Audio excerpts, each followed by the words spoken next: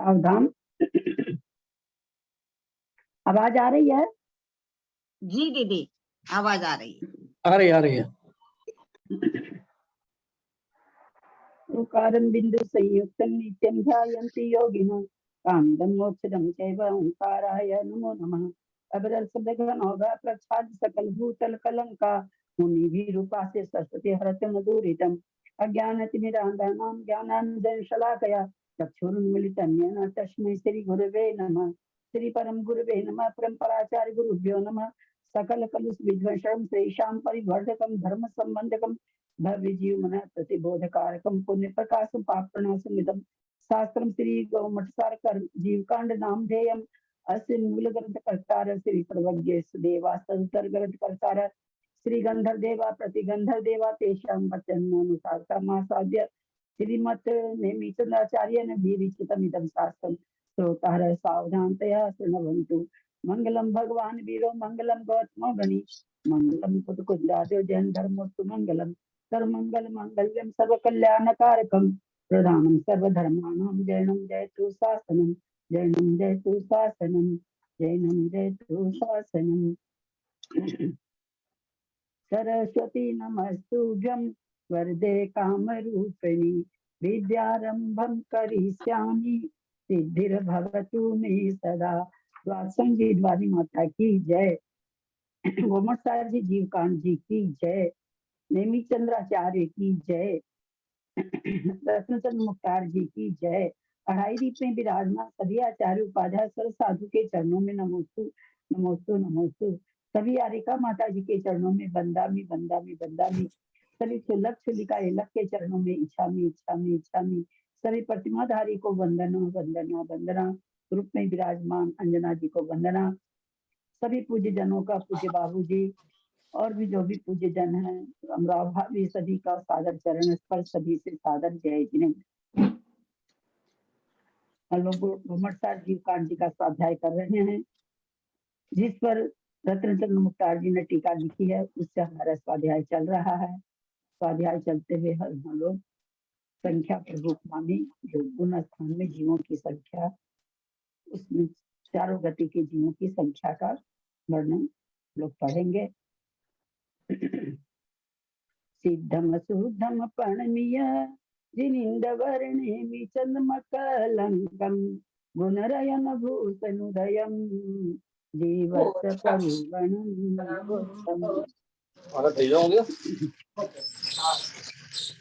ऐसे तो गाथा नंबर 176 से शायद है लेकिन क्योंकि संख्या का 175 से शुरू है हम लोग 175 से ले लेते हैं ताकि ये तो थोड़ा समझ में कम आएगा इसलिए 175 नंबर की गाथा ले रहे हैं। खावर संख पिपीलिया कमर मनुष्य दिगा सभी दाजे जुगवार मसंखे जा नंता नंता निगोध भवा। खावर संख पिपीलिया स्थावर कायिक संख पिपीलिया 2 इंद्रिय संख पिपीलिका चीटी 3 इंद्रिय भ्रमण 4 इंद्रिय मनुष्य आदि 5 इंद्रिय सब भेद युक्त। जैसे कई प्रकार के मनुष्य हैं स्थावर कायिक भी कई प्रकार के तो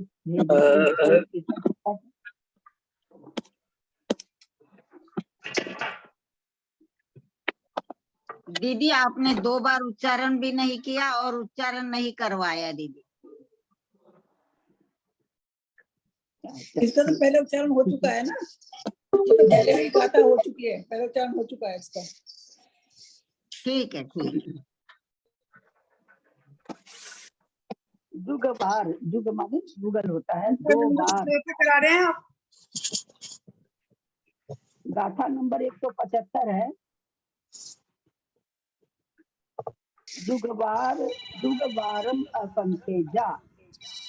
जुगवार माने 2 बार असंख्यात बोले असंख्याता असंख्यात। ये जो ऊपर जितनी ये चीज कही गई है उसके लिए कह रहे हैं कि जो जितने हमने ऊपर भेद कहे हैं स्थावर कायिक उसमें उन्होंने छांटा नहीं है। स्थावर कायिक में यहाँ वनस्पति कायिक रहित लिया जाएगा। संख 2 इंद्री पिपीलिका 3 इंद्री भ्रमर 4 इंद्री सारे चार इंद्रिय के जीव मनुष्य आदि पंचेंद्रिय सभेदा भेद सहित, यानी केवल चीटी ही नहीं जितने भी तीन इंद्रिय हैं, केवल भ्रमर ही नहीं जितने चार इंद्रिय हैं, मनुष्य केवल मनुष्य ही नहीं 5 इंद्रिय इंद्रिय के हिसाब से यहाँ पर सभेदा जी सारे भेदों से युक्त। जुगवारम असंख्येजा, जुगवारम 2 बार बोलिए, क्या कर 2 बार क्या करना, असंख्येजा यानी असंख्याता असंख्या। यहाँ पर जो भेद 1 इंद्रिय 2 इंद्रिय 3 इंद्रिय 4 इंद्रिय 5 इंद्रिय जीव हैं वे सभी कोई असंख्याता संख्यात हैं। फिर क्या करें, अनंता अनंता निगोध भवा, निगोध राशि जो है निगोध भव वाली यानी साधारण वनस्पति रहित स्थावर, ऊपर बोला गया था स्थावर, वो निगोध राशि यानी साधारण वनस्पति कितनी है तो बोलते अनंत है।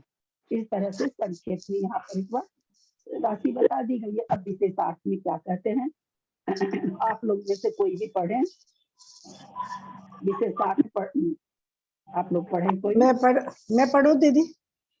हाँ पढ़िए। दीदी आपने पहले सभेदा जे में अपने पिछली बार आपने बताया था अपने अपने उत्तर भेदों में। हाँ वही का वही हुआ। हाँ अपने अपने भेदों में ऐसे बोल जाएगा। गाथार्थ, स्थावर काय, शंख, पिपीलिका, भ्रमर और मनुष्य आदि के ये सब पृथक पृथक अपने अपने उत्तर भेदों सहित द्विवार असंख्यात अर्थात असंख्याता संख्यात है। निगोदिया अर्थात साधारण वनस्पति अनंतानंत है। विशेषार्थ, स्थावर अर्थात निगोदिया जीवों के अतिरिक्त समस्त एकेंद्रीय जीव अपने भेद प्रतिभेद सहित अर्थात पृथ्वी कायिक, जल कायिक, अग्नि कायिक, वायु कायिक, प्रत्येक वनस्पति कायिक जीव असंख्याता संख्यात है। निगोद जीवों का पृथक कथन किया गया है, इसलिए स्थावरों में निगोद ग्रहण नहीं किया गया है। द्विंद्रिय जीवों में उत्कृष्ट अवगाहना शंख की है, अतः शंख कहने से समस्त द्विंद्रिय जीवों का ग्रहण हो जाता है। ये वीना जी जैन आपका खुला है। सर्व परिचित त्रिइंद्रिय जीव चिंटी पिपीलिका है, अतः पिपीलिका कहने से समस्त त्रिइंद्रिय जीवों का ग्रहण हो जाता है। चतुरिंद्रिय जीवों में भ्रमर की उत्कृष्ट अवगाहना है, अतः भ्रमर कहने से समस्त चतुरिंद्रिय जीवों का ग्रहण हो जाता है। पंचेंद्रियों में मनुष्य की प्रधानता है, क्योंकि मनुष्य गति कहने से चारों गतियों के समस्त पंचेंद्रिय जीवों का ग्रहण हो जाता है। द्विक बार असंख्यात कहने से असंख्याता संख्यात का। आप खोल लीजिए, मैंने म्यूट किया है, कई लोगों का खुला था, आप खोल लीजिए। क्योंकि पंचेंद्रियों में मनुष्य की प्रधानता है, क्योंकि मनुष्य गति कहने से चारों गतियों के समस्त पंचेंद्रिय जीवों का ग्रहण हो जाता है। द्विक बार असंख्यात कहने से क्या सरिता दीदी एक लाइन शायद छूट रही है आपकी। अतः पिपीलिका कहने से समस्त द्विंद्रिय जीवों का ग्रहण हो जाता है। चतुरिंद्रिय जीवों में भ्रमर की उत्कृष्ट अवगाहना है, अतः भ्रमर कहने से समस्त चतुरिंद्रिय जीवों का ग्रहण हो जाता है। पंचेंद्रियों में मनुष्य की प्रधानता है, क्योंकि मनुष्य गति कहने से चारों गतियों के समस्त पंचेंद्रिय जीवों का ग्रहण हो जाता है। मेरे इसमें लाइन अलग है सरिता दीदी, एक मिनट। अच्छा, पंचेंद्रियों में मनुष्य की प्रधानता है, यहाँ तक आपका ठीक है ना? हाँ। क्योंकि मनुष्य गति में ही जीव संयम के द्वारा कर्म बंधन को काटकर मुक्ति प्राप्त कर सकता है, अतः मनुष्य आदि कहने से चारों गतियों के समस्त पंचेंद्रिय जीवों का ग्रहण हो जाता है, ऐसा मेरे इसमें है। हमारे में नहीं है, हमारे में नहीं, वैसे हमारे ग्रंथ में है। ठीक है, ये पंक्ति तो होगी। 1 मिनट, ये मतलब जो विशेषार्थ में दिया है, तो यहाँ पर जो गाथा में स्थावर, शंख, पिपीलिका, भ्रमर और मनुष्य, तो यहाँ पर इन्होंने इसका हेतु बताया है। समझ में आया क्यों भाई आप चींटी को ही क्यों लिए और किसी जीव को ले लेते? 2 इंद्रिय जीव तो बहुत सारे हैं, 4 इंद्रिय जीव भी बहुत सारे हैं, है ना? 1-2 इंद्रिय जीव भी बहुत सारे हैं। तो क्या कारण है कि शंख और पिपीलिका, भ्रमर और मनुष्य पंचेंद्रिय जीव भी बहुत, चारों तरह के जीव पंचेंद्रिय होते हैं। फिर मनुष्य का ही को लेकर के क्यों कहा गया कि ये प्रधानता क्यों की गई है, इसमें आया है। ध्यान गया संयम होगा के सब कारण। जीवों का, सबको ध्यान गया होगा। तो क्या कह रहे हैं, 2 इंद्रिय का हमने शंख का इसलिए लिया कि सबसे उत्कृष्ट अवगाहना उसी की होती है। 3 इंद्रिय में चींटी हम लोगों ने इसलिए खटे आचार्य ली हमने कि वो सभी कोई चींटी को चींटी से सभी परिचित हैं, सर्व परिचित त्रि इंद्रिय, यानी सभी कोई परिचित चींटी को जानते हैं। फिर कहते हैं भ्रमर को क्यों लिया, क्योंकि उसकी सबसे ज्यादा अवगाहना है। पंचेंद्रिय में मनुष्य को क्यों लिया, क्योंकि संयम धारण करके मोक्ष मनुष्य ही जा सकता है, इसलिए मनुष्य लिया। तो कितना बढ़िया विशेषार्थ में आचार्य जी ने खुलासा किया इस बात का कि भाई आप इन्हीं को क्यों लिए, और किसी को भी ले सकते थे। बहुत अच्छा उन्होंने खुलासा किया। चलिए पढ़िए आगे। द्विक बार असंख्यात कहने से असंख्याता संख्यात का ग्रहण होता है, क्योंकि असंख्याता संख्यात में असंख्यात शब्द का 2 बार प्रयोग होता है। एकेंद्रीय जीव, एकेंद्रीय सूक्ष्म जीव, एकेंद्रीय बादर जीव, एकेंद्रीय पर्याप्त जीव, एकेंद्रीय सूक्ष्म पर्याप्त जीव, एकेंद्रीय बादर पर्याप्त जीव, एकेंद्रीय अपर्याप्त जीव, एकेंद्रीय सूक्ष्म अपर्याप्त जीव, एकेंद्रीय बादर अपर्याप्त जीव। इस प्रकार एकेंद्रीय जीवों की 9 राशियां द्रव्य प्रमाण की अपेक्षा अनंतानंत है, क्योंकि निगोदिया जीव भी एकेंद्रीय है। काल प्रमाण की अपेक्षा अनंतानंत अवसर्पिणी उत्सर्पणियों से अपहरित नहीं होते हैं। क्षेत्र की अपेक्षा अनंतानंत लोक प्रमाण है। क्या कर रहे हैं यहाँ पर, ऊपर उन्होंने साधारण वनस्पति को अलग से दिया, प्रत्येक को उसमें ले लिया। तो साधारण वनस्पति में इन्होंने इतनी 9 राशि निकाली है। ये 9 की 9 राशि कितनी होती है, बोलती सभी ये राशि अनंतानंत है। ऊपर जो पृथ्वी का एक, जल का एक, अग्नि का एक, वायु का एक, प्रत्येक वनस्पति, ये तो असंख्याता संख्यात है, परंतु इनके अलावा जो और 9 एक इंद्रिय है वो क्या कहला रही है, बोलते हैं अनंतानंत है। तो द्रव्य प्रमाण की अपेक्षा यानी इतने जीव हैं। द्रव्य मतलब प्रत्येक जीव कितने हैं, एक इंद्रिय जीव साधारण कितने हैं, द्रव्य प्रमाण तो कहते अनंतानंत हैं, क्योंकि निगोदिया जीव भी एक इंद्रिय है। फिर कहते हैं काल प्रमाण की अपेक्षा अनंतानंत अवसर्पणी उत्सर्पणी से अपहृत नहीं होता। भाई अपने तो आगम में द्रव्य से क्षेत्र को प्रमाण बराबरी करके बताते हैं, काल क्षेत्र को काल से करते हैं। तो यहाँ पर चारों तरह से संख्या बताना चाह रहे हैं कि कितनी संख्या है जीवों की। तो द्रव्य से तो बता दिया अनंतानंत है, काल की अपेक्षा कर रहे हैं कि अनंत अनंत अनंतानंत सर्पणी और सर्पणी के प्रत्येक समय में आप एक एक जीव हटाते चले जाएंगे, है ना, जितने समय बनते तो भी खत्म नहीं होगी। अपहृत का मतलब चुराई नहीं जा सकती, अपहरण कर लेना, अपहरण से अपहृत बना।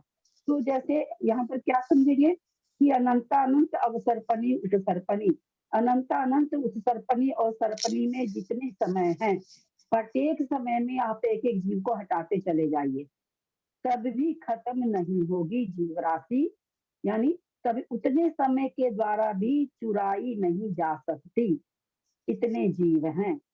काल की अपेक्षा, क्षेत्र की अपेक्षा क्या कहे, एक लोक 343 घन राजू का, वैसा कितना लोक हो, अनंतानंत लोक हो, उसमें जितने आकाश के प्रदेश हो, एक एक आकाश के प्रदेश पर एक एक जीव को बैठा दिया जाए और अनंतानंत लोक इस तरह का स्थापित कर दिया जाए, फिर भी वो जीव राशि चुराई नहीं जाएगी, अपहृत नहीं की जाएगी, यानी खत्म नहीं होगी। समझ में आ गया बढ़िया से? कोई प्रश्न है तो कर सकते हैं। अपहृत का अर्थ भाजित भी ले सकते हैं ना दीदी, भाजित नहीं होती। हाँ, भाजित से तो कई बार है ना हम उल्टा समझ लेते कि इससे भाग दे दे। भाजित का मतलब वही कि पूरा, जैसे 10 में 10 से भाग दिए तो पूरा भाग लग गया, लेकिन अगर 15 है, 15 को हम 10 से भाग दे रहे हैं तो क्या कहलाएगा, कि 15 की संख्या 10 से भाजित नहीं होगी, है ना। तो उससे इतना बढ़िया मतलब वही होगा, भाजित नहीं होना। भाजित नहीं होने का मतलब भी वही हो गया कि उससे बड़ी संख्या है जीवों की, कि उस जीव की संख्या में अगर हम अनंत अनंत लोक प्रमाण में जितने आकाश के प्रदेश हैं उससे अगर हम भाग दें तो वो भाजित नहीं होगी। तो इसका कई बार उत्तर हम क्या समझ लेते हैं कि जैसे मान लीजिए कि हम 8 में 10 से भाग दे रहे हैं तो भाजित नहीं होगी, है ना। तो वैसा नहीं समझ जाए, इसलिए आज हम आप लोगों को ये पहले हमने ऐसे ही समझाया था, आज थोड़ा सा इस तरह से समझाया कि समझ में आ जाए कि अगर एक एक प्रदेश पर एक एक जीव को दे दे कि भाई तुम रखो एक जीव को, तो भी अनंत अनंत लोग कैसे बन जाए। तो एक एक प्रदेश एक एक जीव के हिस्से में कर दें तो भी जीव राशि बची रह जाएगी और अनंत अनंत लोक प्रमाण के प्रदेश कम पड़ जाएंगे। उसी तरह उत्सर्पणी अवसर्पणी अनंत अनंत उत्सर्पणी अवसर्पणी काल के प्रत्येक समय से एक एक आदमी को बंटवारा कर दे तो भी सारे जीव बचे रहेंगे और काल खत्म हो जाएगा, यानी उसके द्वारा अपहृत नहीं होगी, मतलब चुराई नहीं जाएगी या समाप्त नहीं की जाएगी अथवा भाजित नहीं होगी। द्रव्य की अपेक्षा दीदी और काल की अपेक्षा और क्षेत्र की अपेक्षा 3 तरह से बताया ना।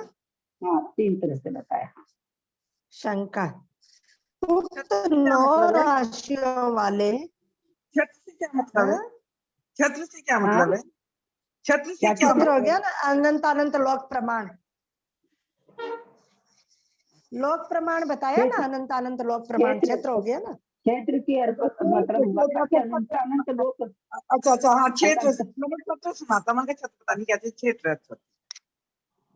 क्षेत्र अनंत अनंत लोक प्रमाण में जितने आकाश के प्रदेश होंगे उन सब प्रदेश पर हम एक एक व्यक्ति को बैठा दे, एक एक जीव को, व्यक्ति मतलब एक एक जीव को बैठा दे तो प्रदेश कम पड़ जाएंगे, जीवों की संख्या कम नहीं पड़ेगी। उक्त 9 राशियों वाले एक केंद्रीय जीवों में जगत प्रतर के असंख्यातवें भाग प्रमाण जीव त्रसों में से आकर उत्पन्न होते हैं और उतने ही जीव एक केंद्रियों में से निकलकर त्रसों में उत्पन्न होते हैं। आय और व्यय समान होने के कारण इन 9 राशियों वाले एक केंद्रीय जीवों का कभी अंत नहीं होगा। इसलिए यह कथन अनुक्त सिद्ध होने से यह सूत्र प्रारंभ करने योग्य नहीं है। अनुक्त सिद्ध भाई 608 जीव निगोद से बाहर निकलते हैं, 608 जीव मुक्त होते हैं, इस तरह से कहते हैं। तो ये कह रहे हैं कि भाई त्रसों की संख्या तो कम मतलब क्या उसको कहेंगे स्थिर है, क्योंकि 608 जीव एक इंद्रिय में चले जाते हैं और 608 जीव आकर के वहां से उत्पन्न होते हैं। तो इस तरह से बोला कि ये आय और व्यय तो समान है, समान होने से जो 9 राशि आपने ऊपर कही, एक इंद्रिय जीव एक इंद्रिय सूक्ष्म जीव, ये तो कभी अंत ही नहीं होगा। तो कहते इसलिए यह कथन अनुक्त सिद्ध होने से यह सूत्र प्रारंभ करने योग्य नहीं है। इसके ये तो मतलब कहने लायक नहीं है ये सूत्र, तो फिर ऐसा सूत्र की जरूरत क्या पड़ गई कहने की, उसका समाधान दे रहे हैं। अनुक्त सिद्ध का वर्ड मीनिंग क्या हुआ? अनुक्त सिद्ध मतलब सिद्ध किया हुआ नहीं, अनुक्त माने नहीं कहा हुआ, सिद्ध माने सिद्ध जो सिद्ध नहीं किया गया है। ठीक। समाधान, इन पूर्वोक्त 9 राशियों के आय और व्यय यदि समान होते तो यह सूत्र गाथा प्रारंभ करने योग्य न होती, किंतु क्या कह दिया आपने जो कहा ऊपर, आपने जो कहा आय और व्यय समान है, तो अगर सच में आय और व्यय समान होता तो ये अनुक्त सिद्ध था, ये अर्थात अनुक्त सिद्ध थी। परंतु चलिए पढ़िए। किंतु इन राशियों का व्यय आय से अधिक है, क्योंकि पूर्वोक्त 9 राशियों में से निकलकर त्रसों में उत्पन्न होकर तथा सम्यक्त्व को ग्रहण करके संसार पर्याय का नाश कर दिया है, वे पुनः उन पर्यायों में प्रवेश नहीं करते हैं। इसलिए ये 9 राशियां नियम से व्यय रूप से अधिक है, इसलिए ये 9 राशियां व्यय सहित है। इस प्रकार इन 9 राशियों का व्यय सहित होने पर भी ये 9 राशियां कभी भी विच्छिन्न नहीं होती है, क्योंकि अतीत काल से वे अपने एक स्वरूप से स्थित है। यदि संपूर्ण जीव राशि से अतीत काल अनंत गुणा होता तो अतीत काल से संपूर्ण जीव राशि अपहरित होती, परंतु ऐसा है नहीं, क्योंकि इस प्रकार की उपलब्धि नहीं होती। तो क्या कह दिया, बोला है ही नहीं, तो व्यय से सहित है। आपने आय और व्यय बराबर कर दिया, आय और व्यय से बराबर नहीं है, क्योंकि इसलिए कि त्रसों में से तो जीव कहाँ जा रहे हैं, मुक्त हो रहे हैं, तो इसलिए व्यय हमेशा हो रहा है। लेकिन व्यय होने के बाद भी क्या कह रहे हैं, इसलिए ये 9 राशियां नियम से व्यय सहित हैं। इस प्रकार इन 9 राशियों का व्यय सहित होने पर भी ये 9 राशियां कभी भी विच्छिन्न नहीं होती, यानी कभी भी समाप्त नहीं होती, क्योंकि अतीत काल से वे अपने एक स्वरूप से स्थित है, एक ही तरह से स्थित है। परस्परिया 608 जीव मोक्ष जा रहे हैं। यदि संपूर्ण जीव राशि से अतीत काल अनंत गुना होता तो अतीत काल से संपूर्ण जीव राशि अपहृत होती, परंतु ऐसा नहीं है। तो इसी से क्या कहना चाह रहे हैं कि अगर संपूर्ण जीव राशि जो काल बीत चुका है उससे अगर अपहृत की जाती, भाजित की जाती, अच्छा उसमें बांट दिया जाता तो खत्म हो जाती, तब तो होता कि भाई जीव राशि छोटी है, लेकिन ऐसा नहीं है, जीव राशि वैसी की वैसी बनी हुई है। तो कह रही यदि संपूर्ण जीव राशि से अतीत काल अनंत गुना होता, जीव राशि से अतीत काल जो काल बीत गया है वो अगर अनंत गुना होता तो अतीत काल से संपूर्ण राशि अपहृत हो जाती, विभाजित हो जाती, अपहरण हो जाता सारी जीव राशि का, परंतु ऐसा नहीं है, क्योंकि इस प्रकार की उपलब्धि नहीं होती। क्योंकि इसीलिए कह रहे हैं कि काल प्रमाण हमने पहले ही कह दिया कि अनंतानंत अवसर्पणी उत्सर्पणी से भी अपहृत नहीं होते, यानी अनंतो अवसर्पणी उत्सर्पणी बीत गई है, अनंतो अभी आएगी, लेकिन ये हमने तो पहले ही कह दिया कि काल की अपेक्षा ये जीव इतने हैं। तो इस तरह से जो आपका ये कहना है कि ये हो जाने, इस सूत्र का कोई जरूरत नहीं था, ऐसी बात नहीं है।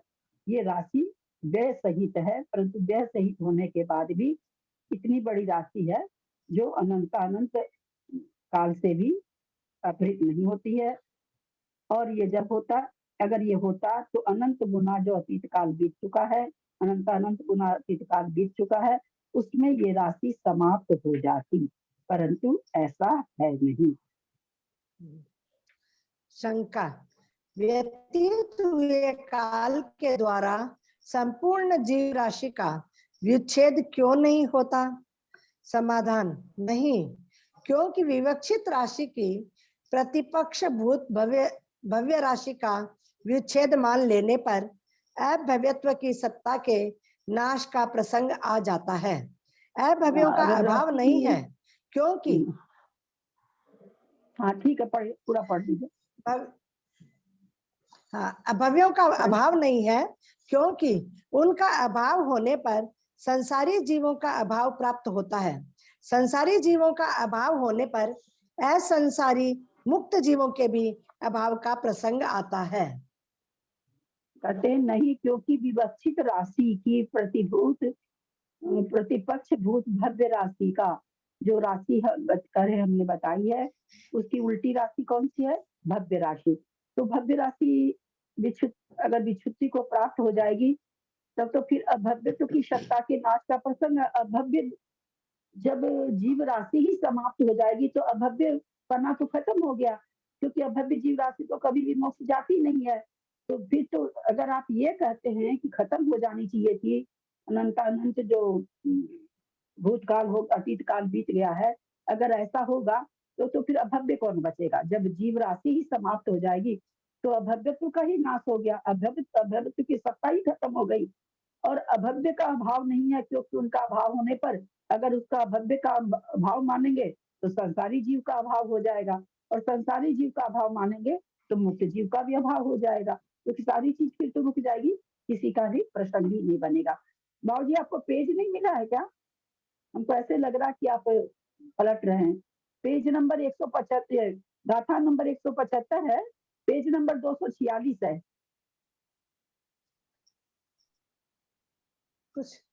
कुछ हम लोगों की किताबें में 249 है। अलग अलग पेज है ना, अलग अलग पेज है। हमारे में 249 है, हमारे में 249 है। समाधान दीपिका और हमारा एक 249 या 246 दोनों पेज है बाबूजी, देख लीजिए। हाँ हाँ, चलिए। 246 है अपना। शंका। शंका का संसारी जीवों का अभाव होने पर असंसारी मुक्त जीवों का अभाव कैसे संभव है? समाधान। संसारी जीवों का अभाव होने पर असंसारी यानी मुक्त जीव भी नहीं हो सकते, क्योंकि सब पदार्थों की उपलब्धि सप्रतिपक्ष होती है। कहा जब भी है, संसारी जीव नहीं रहेंगे, संसारी जीव ही नहीं रहेंगे तो मुक्त कौन जाएगा? जीव ही नहीं कौन रहेंगे, जाएगा? संसारी जीव तो मुक्त होता है। फिर ये जो एक पंक्ति आई, क्योंकि सब पदार्थों की उपलब्धि सप्रतिपक्ष होती है, इस पंक्ति को हम लोगों ने बहुत विस्तार के साथ कहाँ पढ़ा था? बहुत विस्तार के साथ दीदी मुझे लगता है 85 काय में पढ़ा था। 85 काय में पढ़ा था।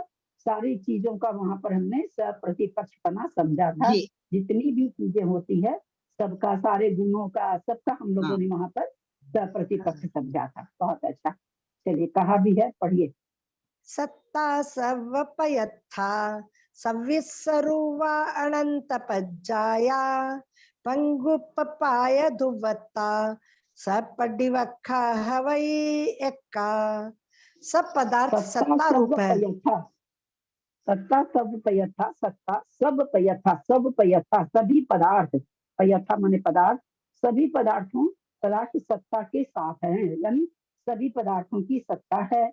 सब विश्व रूपा, सब विश्व रूप है, यानी संसार सहित रूप है। अनंत पर्याया, अनंत पर्याय वाले हैं। भंग भंगुपाय द्वत्ता, भंग उपाय द्वत्ता, भंग उत्पाद, व्यय उत्पाद और ध्रुव से, भंगु माने व्यय, व्यय उत्पाद, उपाय माने उत्पाद, ध्रुवता माने ध्रुव, व्यय उत्पाद ध्रुव से युक्त है। सपरिवक्खा हवई एक्का, सप्रतिपक्ष रूप है, एक्का माने एक है। चलिए पढ़िए। सब पदार्थ सत्ता रूप है, सविश्व रूप है, अनंत पर्याय वाले हैं, व्यय उत्पाद ध्रुव से युक्त है, सप्रतिपक्ष रूप है और एक है। इस प्रकार इस गाथा में सर्वपयथा, सपरिवक्खा इन शब्दों द्वारा श्री कुंद कुंद आचार्य ने सर्व पदार्थ सप्रतिपक्ष है इस सिद्धांत का उल्लेख किया है, जिसका उपयोग श्री वीरसेन आचार्य ने अनेक स्थलों पर किया है। ये गाथा भी 85 काय की है। हाँ जी, मैं बोलने ही वाली थी दीदी। हाँ। लेकिन मुझे लगा मैं गलत हो सकती हूँ। इतना ही नहीं, किंतु संसारी और असंसारी यानी मुक्त जीवों का अभाव होने पर जीव मात्र का अभाव हो जाएगा। जीव के अभाव हो जाने पर जीव के प्रतिपक्ष अजीव के अभाव का भी प्रसंग आएगा। इस प्रकार भव्य जीवों का अभाव हो जाने पर समस्त द्रव्यों के अभाव का प्रसंग आ जाएगा।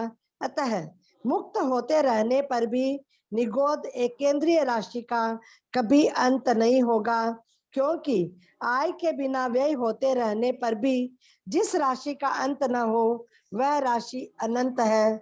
निगोद राशि को छोड़कर शेष एकेंद्रीय राशि असंख्याता संख्यात है।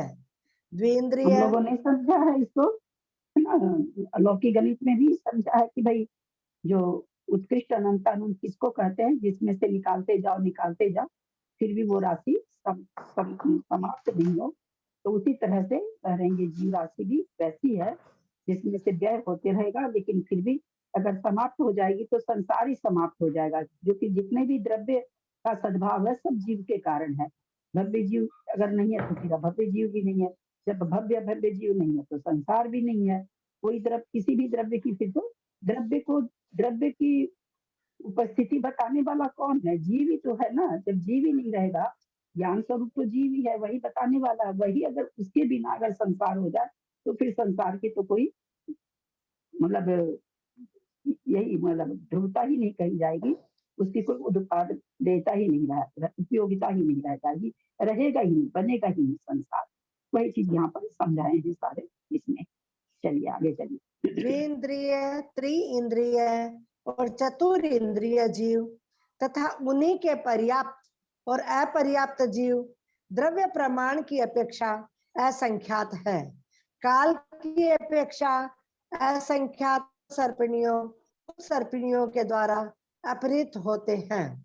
अपर्याप्त शब्द से अपर्याप्त नाम कर्म से युक्त जीवों का ग्रहण होता है, अन्यथा पर्याप्त नाम कर्म उदय से युक्त निवृत्त पर्याप्ति जीवों का भी ग्रहण हो जाएगा। इसी प्रकार पर्याप्त शब्द से पर्याप्ति नाम कर्म के उदय से युक्त जीवों का ग्रहण होता है, अन्यथा पर्याप्त नाम कर्म के उदय से युक्त निवृत्त पर्याप्त जीवों का ग्रहण नहीं होगा। द्विइंद्रिय, त्रिइंद्रिय और चतुरिंद्रिय जाति नाम कर्म के उदय से युक्त द्विइंद्रिय, त्रिइंद्रिय और चतुरिंद्रिय जीव है। शंका, यहाँ पर 2 इंद्रिय, 3 इंद्रिय, चतुरिंद्रिय जीव और उन्हीं के पर्याप्त अपर्याप्त जीव द्रव्य प्रमाण अपेक्षा असंख्यात हैं। वहां पर क्या था? असंख्यात संख्यात हैं। फिर क्या कह रहे हैं? काल की अपेक्षा असंख्यात। वहां पर कितना अनंतानंत किसके लिए आया था? निगोदिया जीव के लिए आया था। तो काल की अपेक्षा वहां पर आया था असंख्यात अनंतानंत। अवसर्पणी उत्सर्पणी के द्वारा भी अपहृत नहीं होते हैं। यहाँ पर क्या आया है? काल की अपेक्षा असंख्यात अवसर्पणी उत्सर्पणियों के द्वारा अपहृत होते हैं। दोनों में बहुत बड़ा अंतर है। वहां पर निगोदिया जीव के लिए जो कहा गया था। फिर यहाँ पर अपर्याप्त को उन्होंने खुलासा करके बताया है। अपर्याप्त का मतलब अपर्याप्त ही लेना है। अपर्याप्त का मतलब वो लब्ध पर्याप्त तक नहीं लेना है। पर्याप्त का मतलब जो पर्याप्ति पूर्ण कर लिया है उसको लेना है। अपर्याप्त निवृत्ति अपर्याप्त भी अपर्याप्त में ही आएगा, ऐसा ये यहाँ पर कह रहे हैं। अपर्याप्त शब्द से अपर्याप्त नाम कर्म से युक्त जीवों का ग्रहण होता है, अन्यथा पर्याप्त नाम कर्म के उदय से युक्त निवृत्ति अपर्याप्त जीवों का भी ग्रहण हो जाएगा। फिर तो पर्याप्त नाम कर्म से अगर देखेंगे तो कौन सा हो जाएगा? निवृत्ति पर्याप्त को भी पर्याप्त नाम कर्म का ही उदय रहता है। इसी प्रकार पर्याप्ति शब्द से पर्याप्ति नाम कर्म के उदय से युक्त जीवों का ग्रहण होता है। जिसको पर्याप्ति नाम कर्म का उदय हो चुका है वो होता है, अन्यथा पर्याप्त नाम कर्म के उदय से युक्त निवृत्ति अपर्याप्त जीवों का भी ग्रहण हो जाएगा, क्योंकि पर्याप्ति तो पूर्ण करेगा ही, इसलिए निवृत्ति पर्याप्त को भी हम पर्याप्त जीव कह देंगे तो वो ग्रहण हो जाएगा। इसलिए यहाँ पर कह रहे हैं विशेष करके 2 इंद्रिय, 3 इंद्रिय, 4 इंद्रिय जाति नाम कर्म से युक्त। अच्छा, वो तो दूसरा चीज है। यहाँ पर पर्याप्ति से मतलब जिसने पर्याप्ति पूर्ण कर ली है उसकी बात यहाँ पर चल रही है। तो दीदी इसमें द्विइंद्रिय, त्रिइंद्रिय, चतुरिंद्रिय जीवों का काल की अपेक्षा असंख्यात अवसर्पिणी उत्सर्पिणी के द्वारा अपहृत होते हैं। तो असंख्यात का तो ये अनंत का होता, तब तो अपन बोलते अपहृत नहीं। ये कैसे हुआ? नहीं, मतलब जितने क्या नाम है उत्सर्पणी असंख्यात उत्सर्पणी अवसर्पणी काल में जितने समय हैं उतने ही ये जीव हैं, ये कहना चाह रहे। ठीक। शंका, जिन जीवों के 2 इंद्रियां पाई जाती है वे द्विइंद्रिय जीव है, ऐसा कहने में क्या दोष आता है? समाधान, नहीं, क्योंकि ऐसा अर्थ ग्रहण करने पर अपर्याप्त काल में विद्यमान जीवों के इंद्रियां नहीं होने से उनके ग्रहण नहीं होने का प्रसंग प्राप्त हो जाएगा। शंका, अगर हम कह देते हैं कि 2 इंद्रिय पर्याप्त जीव, बोलो उसको तो पर्याप्ति हुई नहीं है, फिर वो तो उसका ग्रहण ही नहीं होगा। जबकि यहाँ पर ये कहना चाह रहे हैं कि हम जो 2 इंद्रिय, 3 इंद्रिय, 4 इंद्रिय की संख्या बताए हैं उसमें सभी जीव हैं जो निवृत्ति पर्याप्त हैं, वो भी, क्योंकि उनको 2 इंद्रिय का नाम कर्म का उदय है इसलिए वो भी हैं। अगर हम उसको नहीं लेंगे तो फिर कहते हैं नहीं, क्योंकि ऐसा अर्थ ग्रहण करने पर अपर्याप्त काल में विद्यमान जीवों की इंद्रियां नहीं होने से उनके ग्रहण नहीं होने का प्रसंग प्राप्त हो जाएगा। अगर ऐसा नहीं लेंगे तो वो जीव तो ग्रहण ही नहीं होंगे, तो फिर तो जीवों की संख्या बताना गलत हो जाएगा, वो तो जीव छूट जाएंगे। तो कहते हैं ऐसा नहीं है। शंका, क्षयोपशम को इंद्रिय कहते हैं, द्रव्येंद्रिय को इंद्रिय नहीं कहा गया है, इसलिए अपर्याप्त काल में द्रव्येंद्रियों के नहीं रहने पर भी द्विइंद्रिय आदि पदों के द्वारा उन जीवों का ग्रहण हो जाता है। समाधान इसकी बहुत अच्छी, ये तो अंडरलाइन करने लायक बात आई है। बहुत क्षयोक्षम को इंद्रिय कहते हैं। हम लोग क्या जानते हैं प्राय कि द्रव्य इंद्रिय को ही इंद्रिय कहते हैं ना। अब हाँ। कोई जिस मान लीजिए किसी को कान है ना, द्रव्य इंद्रिय तो है, अब उसको सुनता ही नहीं है, तो क्या वो दो इंद्रिय जीव नहीं कहला रहा? दो इंद्रिय जीव वो कहा, लेकिन अब सुनता ही नहीं, क्षयोक्षम ही नहीं। तो यहाँ ये कह रहे हैं भाई क्षयोक्षम को इंद्रिय कहते हैं। किसी के अभी वहां पर शिखर जी गए थे, सुमति माता जी के संग में एक भैया थे, नाम भूल रही, भैया को कान ही नहीं है, एक तरफ कान एक तरफ है, क्या नाम था जैसी भाई साहब, नाम नहीं याद आ रहा मेरे को। नाम नहीं याद नहीं आ रहा है। हाँ, नाम नहीं याद आ रहा।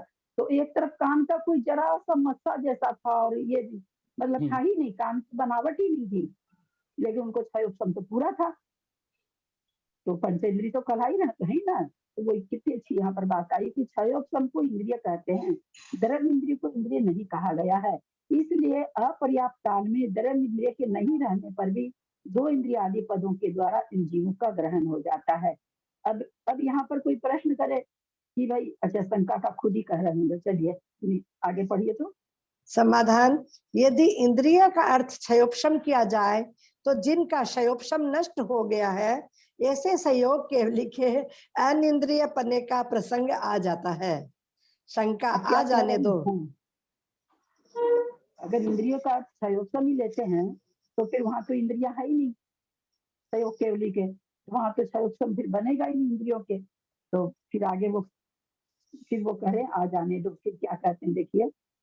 समाधान, नहीं, क्योंकि सूत्र संयोग केवली को पंचेंद्रिय रूप से प्रतिपादित करता है।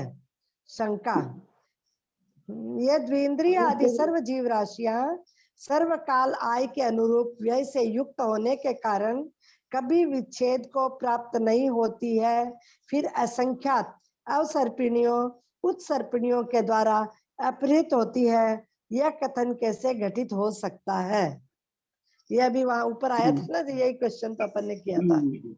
समाधान, यह सत्य है कि द्विंद्रिय आदि जीव राशियां विच्छिन्न नहीं होती है, किंतु उन राशियों का आय के बिना यदि व्यय ही होता तो निश्चय से ये विच्छिन्न हो जाती। यदि ऐसा न माना जाए तो द्विंद्रिय आदि राशियां असंख्यात है, यह कथन नहीं बन सकता। इसी प्रकार केवल आय नहीं होता, व्यय होती रहती तो असंख्यात जो राशि है वो तो खत्म होने वाली राशि है, धीरे धीरे खत्म हो जाएगी। क्योंकि हम लोग तो अनंत को भी पढ़ चुके हैं कि सच्चे अनंत होती है, जो तो खत्म हो जानी चाहिए। फिर असंख्यात पना तो उनमें बनेगा नहीं, फिर तो बनेगा भाई हाँ इस काल में तो असंख्यात है, बाद में संख्यात हो जाती है, उसके बाद धीरे धीरे समाप्त हो जाती है, तो ये चीज बनेगी ही नहीं। तो इसका मतलब यह है कि बिल्कुल इसमें आय और व्यय बना रहता है। इसी प्रकार पंचेंद्रिय जीव पंचेंद्रिय पर्याप्त और पंचेंद्रिय अपर्याप्त जीव भी असंख्यात है। एक इंद्रिय जीवों के पर्याप्त और अपर्याप्त की अपेक्षा भाग का कथन, पंचेंद्रिय जीव पंचेंद्रिय पर्याप्त पंचेंद्रिय अपर्याप्त, तस्हीनो संसारी कान संखगा भागा पुन्नानम परिमाणम संख्ये जदिमम अपूर्णाणम, तस्हीनो संसारी कान संखगा भागा पुन्नानम परिमाणम संख्यजिदं अपुन्नानम, बादरसु मातेसिं पुन्ना पुन्नेति छविहानन्ति, तक्काय मद्गणाये भनिज मानक्को में मानक्कमो नेयो, बादरसु मातेसिं पुन्ना पुन्नेति छविहानन्ति, तक्काय मग्गणाये भनिजमान कमोनेयो। गाथा का उच्चारण करें और बहुत मतलब ये है क्या कहें इसको, सरल गाथा है, कोई अर्थ भी अगर करना चाहते हैं तो कर सकते हैं। अनीता जैन कलकत्ता 176 नंबर की गाथा करें, अशोका जैन दिल्ली 177 नंबर की गाथा करें। तहहीनो संसारी एयत्खातान संखगा भागा पुण्णानं परिमाणं संख्येद्यदिमम् अपुण्णानम्। आगे का भी वंदना दीदी। बादर सुहुमा तेसिं पुन्ना पुन्नेति छविहानंपि तक्काए मग्गणाए वणिज्यमाण कमोहिनेयो। बादर सुहुमा तेसिं पुन्ना पुन्नेति छविहानंपि तक्काए मग्गणाए वणिज्यमाण कमोहिनेयो। करेंगे, अर्थ करेंगे, कोई अर्थ करना चाहते हैं? बहुत सरल है। नहीं किस करें जी जी? हाँ करिए। त्रसहीनो संसारी मतलब त्रस से हीन, हीन यानी रहित, संसारी, संसारी, संसारी माने संसारी, यक्खा माने एकेंद्रीय जीव, तान संख्या भागा, वो उसका संख्यात्मक भाग है, ऐसा क्या? उसका नहीं, संख्यात्मक भाग है। पुण्णानम परिमाणम, पर्याप्त है। हाँ, संख्यात्मक भाग पर्याप्त है और संख्येजमिदम अपुण्णानम और अपर्याप्त है, उनमें भी पर्याप्त क्या मतलब हुआ? संख्येजमिदम संख्या। अच्छा ठीक, अब हम बता रहे। बहुत अच्छा, इतना भी किए ना, बहुत अच्छा लगा। त्रसहीनो संसारी, त्रस से रहित संसारी जीव। तो फिर कहते हैं ये अर्थात एक इंद्रिय। एक इंद्रिय क्यों कर दिए? दो इंद्रिय, तीन इंद्रिय, चार इंद्रिय क्यों नहीं कहे? द्विइंद्रिय चार इंद्रिय तो त्रस हो त्रस है जाएंगे ना, वो त्रस में आ जाएंगे। दो इंद्रिय से संसारी हो जाते हैं। दिमाग में हम लोग को क्या रहता है कि पंचेंद्रिय हो त्रस, जैसे ऐसे दिमाग में हम लोग के छाया रहता है। तो त्रस जी दो इंद्रिय से चालू हो जाते। तो कहते दो इंद्रिय, तीन इंद्रिय, चार इंद्रिय, पांच इंद्रिय को आप हटा दो, तो उसके बाद जो संसारी जीव बचेंगे, एक इंद्रिय जीव जो बचेंगे, ए यक्खा, अक्खा माने इंद्रिया, ए माने एक इंद्रिय जीव, तान माने उनमें, है ना, सत में, तान माने उससे, उसका, क्या कह रहे हैं, संख्या भागा, संख्यात्मक भाग, पुण्णानम पर्याप्त होते हैं। यानी जितने एक इंद्रिय जीव हैं उसमें से संख्यात भाग तो क्या होते हैं? पर्याप्त होते हैं। संख्यात संख्या भागा, संख्यात बहुभाग, संख्यात बहुभाग पुण्णानम पर्याप्त होते हैं। तो संख्यात बहुभाग तो पर्याप्त हो गए। जैसे मान लीजिए 1000 जीव हैं, संख्यात हम मानते हैं 10 है, हमने 10 से भाग दिया 1000 को, तो भागफल कितना आएगा हमारा? भागफल कितना आएगा? 100 आएगा। तो इसमें पर्याप्त जीव कितने होंगे? 100 नहीं, 900 होंगे ना? 900 होंगे। 900 क्या करें? 100 तो संख्यात्मक भाग हुआ। हमने किससे भाग दिया? संख्यात से भाग दिया है। तो जो भागफल आया वो संख्यात्मक आया है।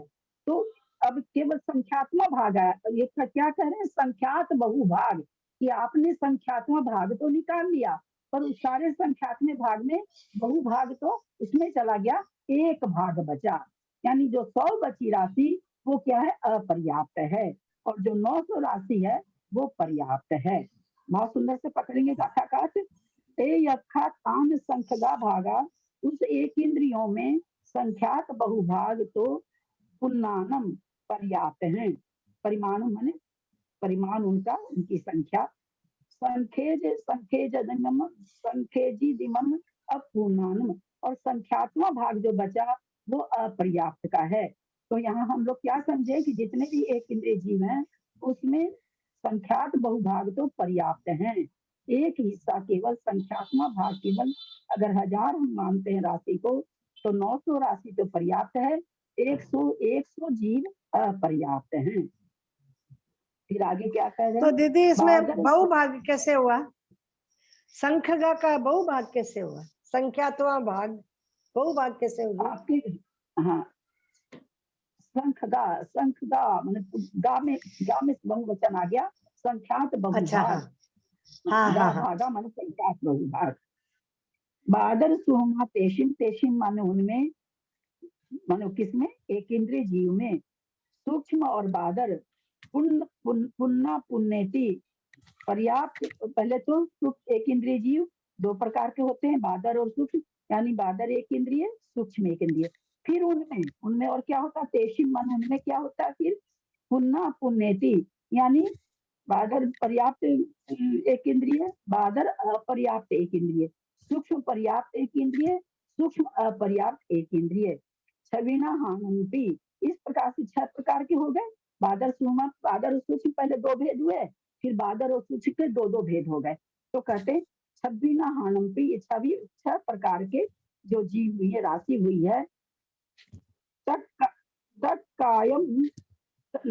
काय मगनाए, उनको कहते 6 राशि की संख्या।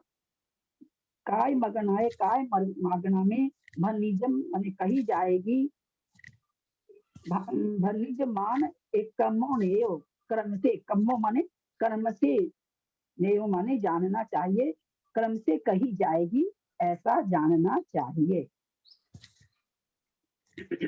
दीदी त्रस हीनो संसारी एयखा, यानी त्रस जीव राशि जो है उस किसी के पास ये भी है ना, संस्कृत छाया संस्कृत, भी है। हाँ जी मेरे पास है दीदी, हाँ, पढ़े।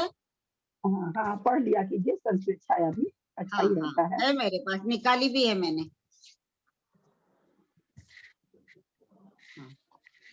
त्रसहीनः संसारिणः एकाक्षास्तेषां संख्यका भागः, पूर्णानां परिमाणं संख्येयकमपूर्णानाम्।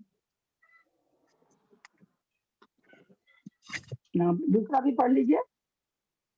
जी, बादर सूक्ष्मास्तेषां पूर्ण इति षड्विधानामपि तत्कायमार्गणायां भनिष्यमानक्रमो ज्ञेयः।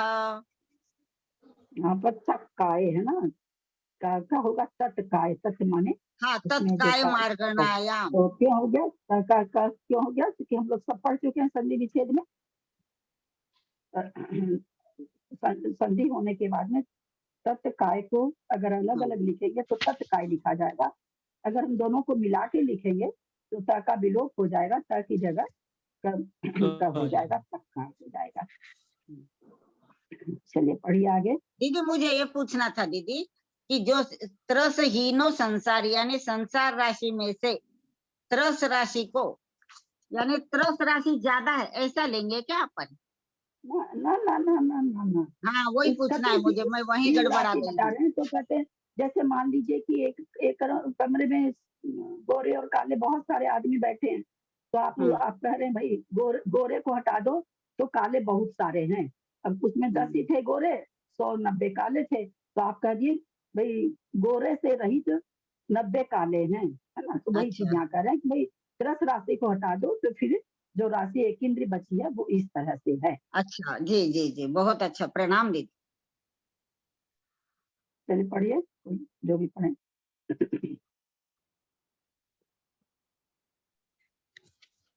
गाथार्थ, त्रस जीव राशि से हीन संसारी जीव राशि एकेंद्रीय जीव है, उसका संख्यात बहुभाग पर्याप्त है और संख्यात एक भाग अपर्याप्त है। एकेंद्रीय जीव सूक्ष्म और बादर के भेद से 2 प्रकार के हैं, उनमें भी पर्याप्त और अपर्याप्त होते हैं। इस प्रकार एकेंद्रियों की 6 राशियों की संख्या का क्रम काय मार्गना में कहा जाएगा, ऐसा जानना। विशेषार्थ, यहाँ पर एक चीज बता देते हैं, काय मार्गना जब आएगी तब आएगी, जानने के लिए कि मोटे रूप से हम कैसे समझें। जैसे मान लीजिए कि सूक्ष्म जीव है ना, सूक्ष्म जीव 2 तरह का, पर्याप्त और अपर्याप्त। ध्यान से सुनिएगा, बहुत बहुत अच्छा मैथमेटिक्स है। सूक्ष्म जीव पर्याप्त और अपर्याप्त, है ना। तो सूक्ष्मपना अच्छा है कि बुरा है, प्रशस्त है कि अप्रशस्त है? अप्रशस्त है। अप्रशस्त है, यानी उसके नीचे हम एक प्रकार से एक साइन लगा दें, कॉपी में लिखें आप लोग, ये बाद में भूल जाएंगे। सूक्ष्म लिख करके उसके नीचे एक वो खींच के लाइन पर्याप्त और अपर्याप्त लिखिए। सूक्ष्म लिख करके, और जैसे टेबल बनाते हैं ना, सूक्ष्म लिख के दो ऐसे करके पर्याप्त और अपर्याप्त। तो पर्याप्त के नीचे ब्रैकेट में लिखेंगे आप क्या, सूक्ष्म के बगल में ब्रैकेट में आप लिखेंगे अप्रशस्त। फिर पर्याप्त प्रशस्त है कि अप्रशस्त है? पर्याप्त प्रशस्त है। प्रशस्त रहेगी ना। हाँ, पर्याप्त प्रशस्त है, और अपर्याप्त क्या है? अप्रशस्त। तो इसमें जो संख्या होती है जीवों की, जहाँ पर एक प्रशस्त और एक अप्रशस्त होती है, इन दोनों राशि में जैसे सूक्ष्म पर्याप्त, ये क्या है? एक प्रशस्त और एक अप्रशस्त है, ठीक है ना, समझ रहे हैं ना? सूक्ष्म अप्रशस्त है, पर्याप्त प्रशस्त है। फिर एक सूक्ष्म और अपर्याप्त है, तो सूक्ष्म अप्रशस्त है, अपर्याप्त भी अप्रशस्त है। और इसको याद रखने के लिए ऐसे कर सकते हैं, भाई सूक्ष्म तो क्या है? माइनस है, माइनस तो भाई ऋण हो गया ना, माइनस मतलब ऋण हो गया। सूक्ष्म अपर्याप्त, सूक्ष्म भी माइनस है, अपर्याप्त भी माइनस है। सूक्ष्म माइनस है, पर्याप्त प्लस है, या प्रशस्त कहिए या अप्रशस्त कहिए। तो जब संख्या का वर्णन आएगा तो जहां पर दो तरह का भेद है, जैसे सूक्ष्म पर्याप्त, इसमें एक प्रशस्त है एक अप्रशस्त है, उसकी संख्या ज्यादा होगी सूक्ष्म अपर्याप्त से। जहां दोनों अप्रशस्त हैं, दोनों अप्रशस्त से एक प्रशस्त और एक अप्रशस्त की संख्या ज्यादा होगी जब संख्या का वर्णन आएगा, और वहां पर हम लोग समझेंगे। उसी तरह से बादर में भी लगाएंगे। बादर क्या है? प्रशस्त है, पर्याप्त प्रशस्त है, तो ये संख्या कम होगी, बादर अपर्याप्त की संख्या ज्यादा होगी। ऐसा क्यों दीदी? समझाना चाह रही हूँ। हाँ, ऐसा क्यों? ऐसा क्यों? संख्या है, ऐसा क्यों? ये संख्या है ऐसी, इसमें क्यों नहीं चलेगा ना? हम संख्या का परिमाण समझ रहे हैं, तो उस परिमाण में याद रखने के लिए ये चीज है कि जहाँ एक प्रशस्त और प्रशस्त, एक प्रशस्त है, वो संख्या ज्यादा होगी बनिस्पत दोनों अप्रशस्त हो तो भी, दोनों अप्रशस्त हो तो भी।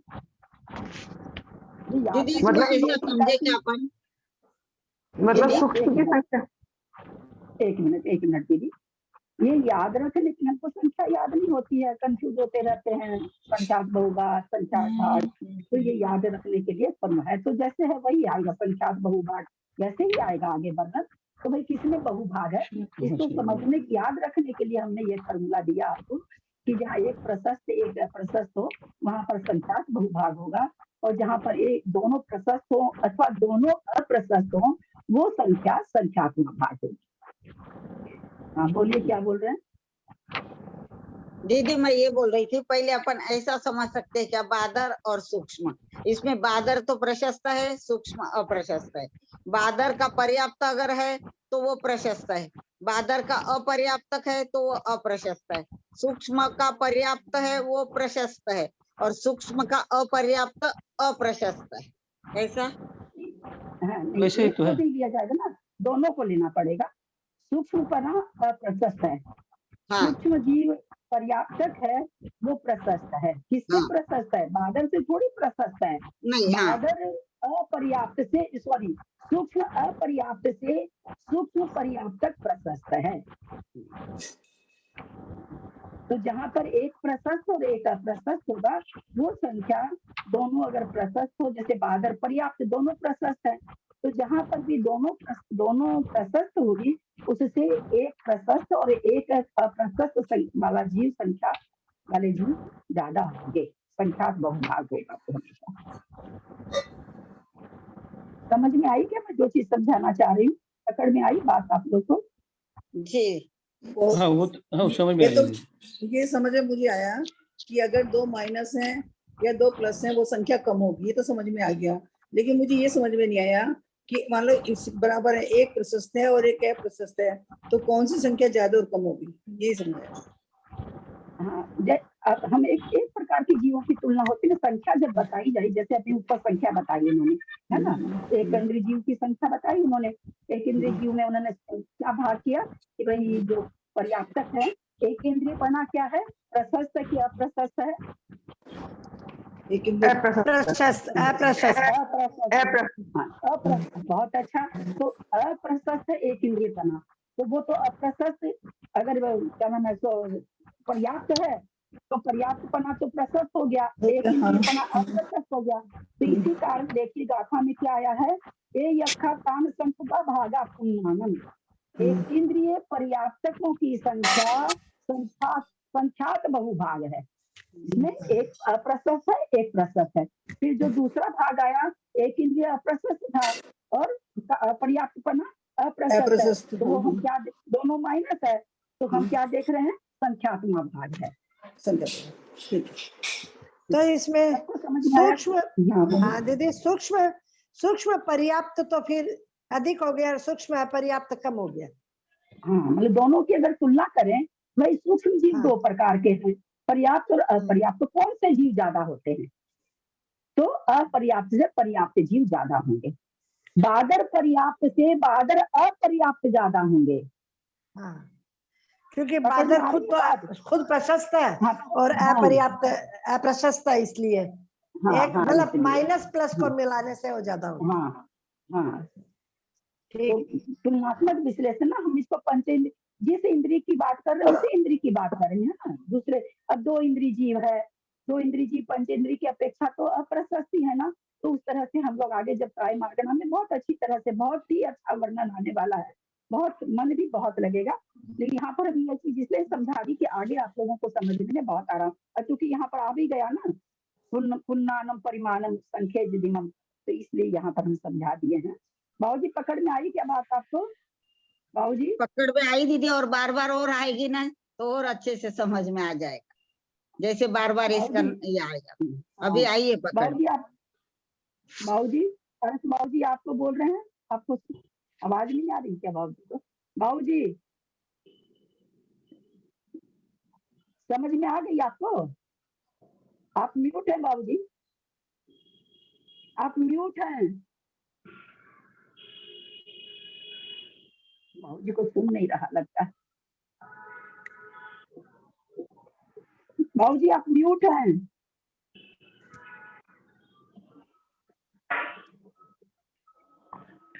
हाँ, पकड़ में आई बाबूजी बात? मेरे पकड़ में नहीं आई है, मैं देखा हूँ, फिर बाद में सुनूंगा तो उसमें मुझे पकड़ में आ जाएगी, देख लूंगा फिर। नहीं, तो कल नहीं, मैं अभी पकड़ा देती हूँ बाबूजी, अभी फिर से दोहरा देती हूँ।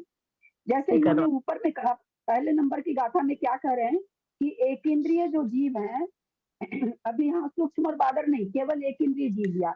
तो हम यहाँ पर यह समझाना चाह रहे हैं संख्या में, कि संख्या की जब तुलनात्मक विश्लेषण होगा तो थोड़ा सा पहले से समझी रहती चीजें तो हमको जल्दी पकड़ में आती है। तो यहाँ पर हम यह समझाना चाह रहे हैं, यहाँ पर जो दिया है कि ए यखा तान संखगा भागा, एक इंद्रिय में पुन्नानम पुन्नानम संखगा भागा, यखा तान पुन्नानम संखगा भागा, एक इंद्रिय में पर्याप्तक संख्यात बहुभाग है। तो हमको ये कैसे याद रहे, इसके लिए हमने कहा कि इसके याद करने का एक फॉर्मूला है। जैसे हम सोचे कि भाई किसकी बात चल रही है, एक इंद्रिय की चल रही है, तो सबसे पहले हम एक इंद्रिय को देखेंगे ये प्रशस्त प्रकृति है कि अप्रशस्त प्रकृति है। तो हम देख रहे हैं कि ये अप्रशस्त प्रकृति है। फिर हम देखेंगे जो ये पर्याप्त, पुन्नानम अपुन्नानम, पर्याप्तक प्रशस्त है कि अप्रशस्त है। तो हम देखते हैं कि पर्याप्तक प्रशस्त है, तो ये प्रशस्त हो गई। तो एक तरफ तो एक इंद्रिय अप्रशस्त है, अप्रशस्त एक इंद्रिय जो पर्याप्त है तो पर्याप्त प्रशस्त है, एक इंद्रिय जो अपर्याप्त है अपर्याप्त अप्रशस्त है। तो एक इंद्रिय भी अप्रशस्त और अपर्याप्त भी अप्रशस्त, यानी दोनों माइनस माइनस, दोनों ही माइनस वाली चीज हो गई। और जो एक इंद्रिय माइनस है परंतु पर्याप्तक पना प्लस है, तो जहां एक माइनस और एक प्लस रहेगा उसकी संख्या दूसरे वाले से ज्यादा रहेगी। जैसे यहाँ पर एक इंद्रिय पर्याप्तकों की संख्या संख्यात बहुभाग आई है, लेकिन अपर्याप्त की संख्या संख्यात्मक भाग आई है, जिसको हमने 1000 संख्या लेके समझा कि 900 तो पर्याप्त होंगे और 100 कितने होंगे, अपर्याप्त होंगे। तो ये फॉर्मूला सभी जगह लगेगा। हम प्रकृति को देख लेंगे कि कितने इंद्रिय है, वो इंद्रियां प्रशस्त है क्या, फिर उसमें से हम प्रशस्त अप्रशस्त लगाएंगे तो हमारा संख्या निकलती चली जाएगी। चलिए पढ़िए इसको, ठीक है वासना करिए। विशेषार्थ, संपूर्ण जीव राशि में अनिंद्रिय जीवों, मुक्त जीवों को कम कर देने पर संसारी जीवों का प्रमाण प्राप्त होता है। उसमें से द्विइंद्रिय, त्रिइंद्रिय, चतुरिंद्रिय और पंचेंद्रिय जीवों को अथवा त्रस जीवों को कम करने देने पर एकेंद्रिय जीव राशि का प्रमाण प्राप्त होता है। इस एकेंद्रिय जीव राशि में बादर एकेंद्रिय पर्याप्त जीव सबसे स्तोक है। इस एकेंद्रिय जीव राशि में बादर एकेंद्रिय पर्याप्त जीव सबसे अब स्तोक है। देखिए, अब एक मिनट, जीव राशि एक इंद्रिय की बात चल रही है ना। अब एक इंद्रिय में क्या करें, बादर एक इंद्रिय पर्याप्त, बादर भी प्रशस्त है ना। सूक्ष्म हम लोग सब क्या है, बादर है ना हम लोग सभी कोई, तो बादर तो प्रशस्त प्रकृति हुई और पर्याप्त भी प्रशस्त हो गई, तो दोनों प्रशस्त हो गई, तो क्या लिख रखे हैं, सबसे स्तोक है। कि जितने भी एक इंद्रिय जीव हैं, जितने भी एक इंद्रिय जीव हैं, उसमें सबसे कम जीव कौन से हैं, तो कहते हैं बादर पर्याप्तक जीव, क्योंकि दोनों ही प्रशस्त प्रकृति है, इसलिए सबसे कम है। बादर एकेंद्रिय अपर्याप्त जीव इनसे असंख्यात गुने हैं। अब यह बादर, क्योंकि बादर में हो रहा कंक्लूजन हो रहा है, तो कहते हैं वो जो अपर्याप्तक है वो पर्याप्त से असंख्यात गुने हैं। जैसे अभी हम लोगों ने भाग के द्वारा निकाला था 900 और 100, तो संख्यात असंख्यात गुने में असंख्यात का भाग देते हैं तो असंख्यात ही फल आता है, जो भागफल आता है वो असंख्यात ही आता है। तो हमने अभी भाग के द्वारा समझा था कि असंख्यात था, तो यहाँ पर वही चीज निकला कि बादर पर्याप्त तो स्तोक है, बादर अपर्याप्त असंख्यात गुने हैं। दीदी ये इसलिए हो गया क्या, क्योंकि जैसे बादर पर्याप्त तो हो गए अपन लोग सभी कोई, और अपर्याप्त जीव जो हो गए, जो मतलब हमारे गुप्त अंगों में और वो सब में जन्मते, वो ज्यादा है उनकी गिनती, इस हिसाब से ये तो एकेंद्रिय है ना, ये बादल एकेंद्रिय है ना कविता, ये तो एकेंद्रिय। हाँ एकेंद्रिय, तो ये बादल एकेंद्रिय हो गया, प्रशस्त और अपर्याप्त है, इसलिए आप वो हो गया अप्रशस्त। तो प्रशस्त प्लस अप्रशस्त इक्वल टू ये असंख्यात गुणे हो गए।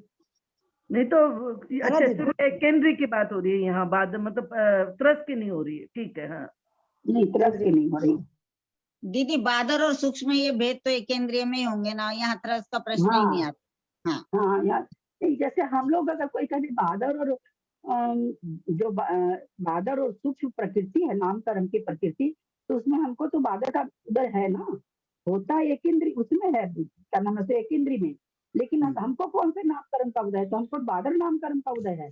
जो नामकरण की प्रकृतियां है उसमें बादर भी आया है। अगर हम एक प्रकृति को हटा देंगे तो फिर हम क्या हैं, हम बादर भी नहीं है। वही मैं वही चली गई थी एक्चुअली, कि हम तो बादर, हम भी बादर हैं जी। नहीं, हम भी बादर, लेकिन यहाँ पर एक इंद्रिय बादर की बात हो रही है। जी, बहुत अच्छा। असंख्यात लोक गुणकार है, या असंख्यात गुने हैं तो असंख्यात का प्रमाण दे रहे हैं। असंख्यात लोक गुणकार है। बादर असंख्यात लोक, भाई असंख्यात कितना, कौन सा असंख्यात, आप ये भी बता दीजिए। तो असंख्यात लोक से गुना करना है। बादर एकेंद्रिय जीव बादर एकेंद्रिय अपर्याप्त जीवों के प्रमाण से विशेष अधिक है। ये कैसे अधिक है, एक बताइए तो, कौन बताएंगे, क्या कह रहे हैं। बादर एकेंद्रिय जीव बादर एकेंद्रिय अपर्याप्त जीवों के प्रमाण से विशेष अधिक है। ऐसा क्यों कह रहे हैं, क्या कहना चाह रहे हैं। विशेष अधिक का मतलब आप लोगों को हम समझा चुके हैं, जिस समय पंच परावर्तन में बहुत अच्छी तरह से विशेष अधिक को समझाया गया था। इस पंक्ति को कौन समझाएंगे। मैं बताऊं दीदी। गुणाकार ना होकर, ये बादर एकेंद्रिय जीव की जो संख्या है वो बादर एकेंद्रिय अपर्याप्त जीवों की संख्या से थोड़ी अधिक है। इसका मतलब बादर एकेंद्रिय पर्याप्त जीव है वो बहुत थोड़े हैं। और बादर एकेंद्रिय जीव नहीं, बादर एकेंद्रिय जीव में दोनों प्रकार के जीव मिले हुए हैं। हम ये आप लोगों से सुनना चाह रहे थे बादर एक केंद्रीय जीव में पर्याप्त और अपर्याप्त दोनों मिले हुए हैं। तो भाई है कितने ही है, तो क्या कर रहे हैं कि बादर एक केंद्रीय जीव बादर एक इंद्रिय अपर्याप्त से कुछ अधिक है, यानी बादर एक केंद्रीय जीव अपर्याप्त प्लस हम कुछ अधिक की चीज क्या देते हैं, उसके बाद प्लस की साइन दे देते हैं कुछ अधिक के लिए। तो यानी टोटल जो बादर एक इंद्रिय जीव हैं उसमें बादर एक इंद्रिय अपर्याप्त जीव इतने हैं कि बादर एक केंद्रीय कुछ अधिक हैं, यानी बादर एक केंद्रीय पर्याप्त जीव तो बहुत ही थोड़े हैं। बादर एक इंद्रिय जीव में दोनों जीव हैं, है ना, अपर्याप्त भी है पर्याप्त भी है। तो उस एक इंद्रिय बादर एक इंद्रिय जीव में क्या नाम है, सो बादर एक इंद्रिय अपर्याप्त में बादर पर्याप्त कितने हैं, तो बादर एक इंद्रिय जीव कितने हैं, तो कहते हैं भैया बादर एक इंद्रिय अपर्याप्त से थोड़े ही ज्यादा हैं, बहुत थोड़े ज्यादा है ना, क्योंकि इसमें दोनों है, बादर एक इंद्रिय में दोनों है, अपर्याप्त भी है पर्याप्त भी है। तो ये यहाँ पर ये बताना चाह रहे हैं कि अपर्याप्त अगर निकाल देते हो उसमें से तो बहुत थोड़ी सी राशि बचेगी जीवों की। इसको अंक संदृष्टि से ऐसा भी कहा जा सकता है कि समझो दीदी, अब जैसे 1000 जीव लिए हम लोगों ने, है ना, अभी हम लोगों ने लिए थे, तो 1000 जीव है, 1000 जीव उसमें दोनों तरह के जीव हैं। उसमें क्या है, एक अपर्याप्त कितने आए थे, 900 आए थे, तो 900 से 1000 कितना अधिक है, कुछ अधिक कहलाएगा ना। 1000 में दोनों तरह के जीव हैं, है ना, पर्याप्त भी है अपर्याप्त भी है। अब उसमें हम लोगों ने असंख्यात का 10 का भाग देके निकाला था, तो 100 तो आए थे पर्याप्त, 900 आए थे अपर्याप्त। तो अपर्याप्त जीव से जो दोनों के मिले हुए एक इंद्रिय पर्याप्तक जीव है, एक इंद्रिय जो जीव है वो कुछ ही तो अधिक हुए ना, 1000 है, ये 900 है, तो 900 से 1000 थोड़ा सा अधिक है, वो ये कहना चाह रहे हैं। हाँ समझ में आ गया। बादर एकेंद्रीय पर्याप्त जीवों का जितना प्रमाण है उतने विशेष अधिक है, जो भी समझा वही आ गया। तो जितना उनका प्रमाण है केंद्रीय जीवों का बादर का उतने अधिक है, बस कितना अधिक है पूछा गया तो कहते बस उतना ही अधिक है। सूक्ष्म एकेंद्रीय सूक्ष्म एकेंद्रीय अपर्याप्त जीव बादर एकेंद्रियों के प्रमाण से असंख्यात गुने हैं। वैसे ही आ गया यहाँ सूक्ष्म लाइन छोड़ दी ना भाई साहब आपने? नहीं पढ़ा है, पढ़ लिया। सूक्ष्म एकेंद्रीय अपर्याप्त जीव बादर एकेंद्रियों के प्रमाण से असंख्यात गुने हैं, क्योंकि यहाँ सूक्ष्म भी मतलब माइनस में आ गया है, अपर्याप्त और सूक्ष्म दो माइनस है ना। हमारे में पर्याप्त लिखा हुआ है, सूक्ष्म एकेंद्रीय पर्याप्त। सूक्ष्म और अपर्याप्त दोनों भी माइनस है, और जहाँ जब जो प्लस और माइनस का तुलना करेंगे वो एक ही प्रकार के जीव में करेंगे, है ना। लेकिन जब सूक्ष्म की केवल बात चलेगी तब केवल बादर की, ये सूक्ष्म और बादर में बात चल रही है ना, दोनों में। तो यहाँ पर तो जो लॉजिक दिया गया वही चलेगा, क्योंकि सूक्ष्म जीव बहुत ज्यादा पाए जाते हैं, है ना, बादर से सूक्ष्म जीव ज्यादा ही होंगे, ये यहाँ पर वैसे चलेगा। वो लॉजिक यहाँ नहीं लगा सकेंगे, प्रशस्त और प्रशस्त वाला। ठीक है। असंख्यात लोग गुणकार है। एकेंद्रीय अपर्याप्त जीव सूक्ष्म एकेंद्रीय अपर्याप्तों के प्रमाण से विशेष अधिक है। बादर एकेंद्रीय हमारी ना इसमें थोड़ा फर्क है, हमारी किताब में थोड़ा फर्क है, जैसे इन्होंने पढ़ा ना हमारे में थोड़ा सा, ये तो आप उनका गलत है या हमारा गलत है। इसमें बादर एकेंद्रीय अपर्याप्तों का जितना प्रमाण है तन्मात्र विशेष अधिक है। इसके बाद में हमारे में है सूक्ष्म एकेंद्रीय पर्याप्तक जीव, और भाई साहब ने पढ़ा है अपर्याप्तक। ये पढ़ा ही नहीं अभी तक। नहीं पढ़ा, एक मिनट रुकिए, इधर थोड़ा सा पीछे पेज में देख रहे हैं, गलती है शायद, एक सेकेंड। 248 नंबर पेज, 10वीं लाइन, सूक्ष्म एकेंद्रीय पर्याप्तक, 10वीं लाइन, 10वीं लाइन, 1 2 3 4 5 6 7 8 9, 10वीं में क्या कह रहे हैं यहाँ पर, ये 48 सूक्ष्म एकेंद्रीय अपर्याप्तक।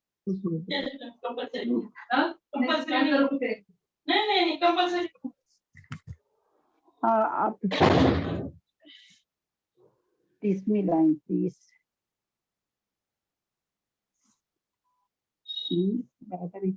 30वीं लाइन तो 10वीं 10 के बाद 30वीं लाइन, एक मिनट इसको ठीक कर दूं मैं पहले। 10, 11, 12, 13, 14, 15, 16, 17, 18, 19, 22, 23, 24, 25, 26, 27, 28, 29, 30। 30 में क्या है?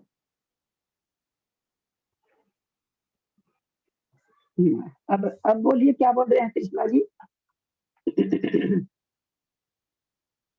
त्रिशला जी क्या बोल रहे हैं आप?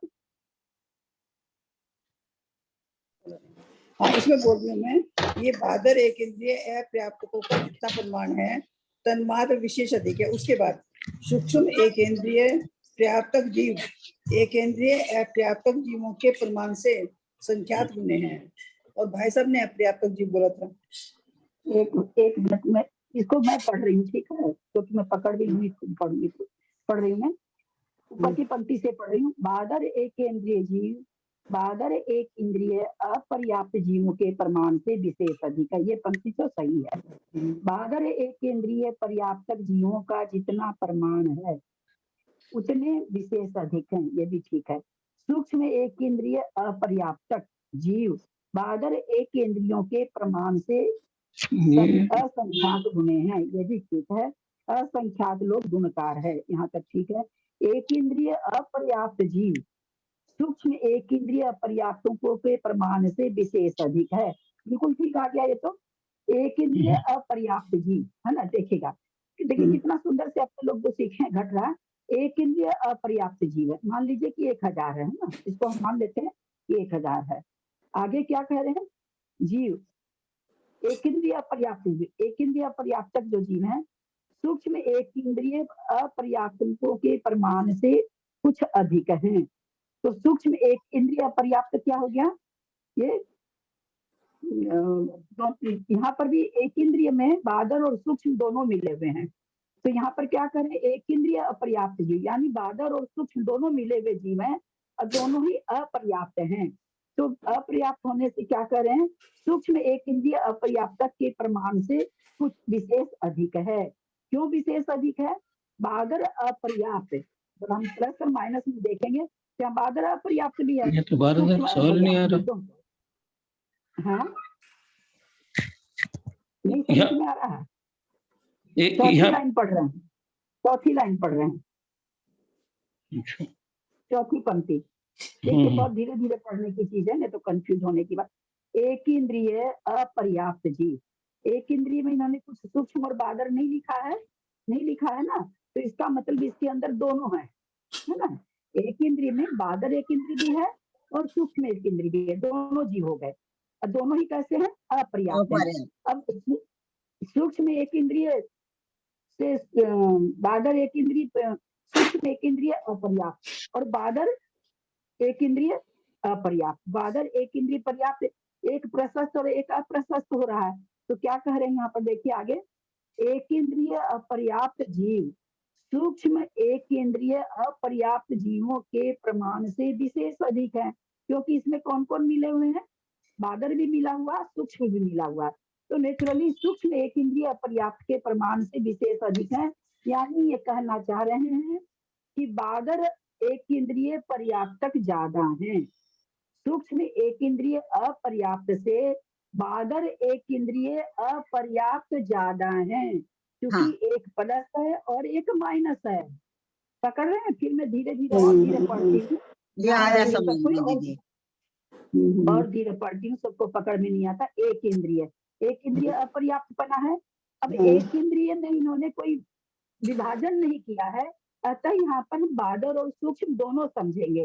तो क्या कह रहे हैं? एक इंद्रिय अपर्याप्त जीव, यानी बादर और सूक्ष्म दोनों ही अपर्याप्त जीव। तो बादर सूक्ष्म जीव और सूक्ष्म बादर पर्याप्त जीव, अपर्याप्त जीव और सूक्ष्म अपर्याप्त जीव। तो नेचुरली बादर अपर्याप्त ज्यादा होंगे। तो यहाँ पर क्या कहना चाह रहे हैं कि बादर अपर्याप्त जीव सूक्ष्म एक इंद्रिय, यहाँ पर बादर और सूक्ष्म दोनों है। एक इंद्रिय जो कह रहे हैं वहां पर दोनों हैं। कह रहे हैं उसमें जो सूक्ष्म अपर्याप्तक जीव है, उस एक इंद्रिय अपर्याप्त जीव में जो राशि सूक्ष्म एक इंद्रिय पर्याप्तक की है, उसके प्रमाण से सूक्ष्म एक इंद्रिय अपर्याप्तों के प्रमाण से विशेष अधिक है। कौन? एक इंद्रिय अपर्याप्तक जीव। तो इसमें क्यों अधिक तो होगी, ये केवल सूक्ष्म बता रहे हैं, इसमें बादर भी है। तो यहाँ बादर के लिए जहाँ पर विशेष अधिक आया है, कुछ अधिक नहीं आया है, ये मैं समझाना चाह रही हूँ कि कुछ अधिक आता है तो जैसे लिख करके केवल प्लस दे देते हैं, विशेष अधिक है। विशेष अधिक क्यों हो रहा है? क्योंकि बादर अपर्याप्त एक प्लस है और एक माइनस है, तो वो सूक्ष्म अपर्याप्तक से बादर अपर्याप्तक की संख्या एक इंद्रिय अपर्याप्तक में सूक्ष्म अपर्याप्तक से बादर पर्याप्तक की संख्या ज्यादा है। फिर कह रहे हैं एक इंद्रिय में दोनों जीव हैं। एक इंद्रिय अपर्याप्त जीव में बादर अपर्याप्त भी हैं, सूक्ष्म अपर्याप्त भी हैं। ये यहाँ पर केवल दो शब्द को देखिएगा आप लोग, आगे पीछे नहीं देखिएगा, मैं जवानी समझा रही हूँ आप लोग को। किताब में केवल दो ही चीज देखिए आप, एक इंद्रिय अपर्याप्त। तो एक इंद्रिय जीव है वो बादर एक इंद्रिय भी अपर्याप्त और सूक्ष्म एक इंद्रिय भी अपर्याप्त। अब जो दोनों को मिला के क्या कहलाया? एक इंद्रिय अपर्याप्त। तो बादर और सूक्ष्म तो हो गया अप्रशस्त, अपर्याप्त भी अप्रशस्त। तो ये जीव कम है किससे? बादर अपर्याप्त से। इसमें दोनों संख्या है। एक इंद्रिय अपर्याप्त में आप उसको डैश करके याद रखने के लिए लिख सकते हैं, एक इंद्रिय अपर्याप्त ऊपर में लिख करके और दो तरफ डैश दे करके।